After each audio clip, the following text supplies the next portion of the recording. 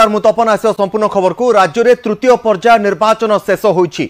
6 लोकसभा और 42 विधानसभा आसन में विजय नहीं दंभोक्ति देखाई बीजेडी और बीजेपी नेता।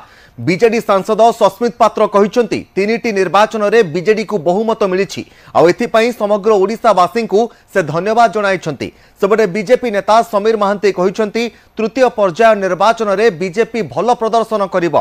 6टी लोकसभा आसन में दल बाजीमात करिब। एहा सहित मोदी आह्वान अनुसार आसंता 10 तारिख में बीजेपी सरकार गढ़िबा नै दंभ प्रकाश करिछन्ति। आपण मानकर आशीर्वाद रे ए 3टी फेज रे आपण जो अकुंठ समर्थन आशीर्वाद देइचंती बिजु जनता दल ओडिशा रे सरकार गठन करिया को जाउची एवं ता सहित ओडिशा रो भारतीय जनता पार्टी एक शोचनीय पराजय आडू को मध्य जाउची एटा स्पष्ट हो जाइची एवं एई संध्या रे ओडिशावासी को एई वार्ता बिजु जनता दल आपे चाहूची।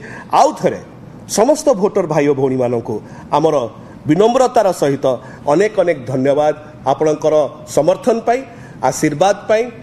आपातत ये निष्कर्ष रे आम पहुँचुचु जे निश्चित रूपे जो कथा प्रधानमंत्री कहिसंती आसंता 10 तारिख दिन नूतन मंत्रिमंडल शपथ नब मुख्यमंत्री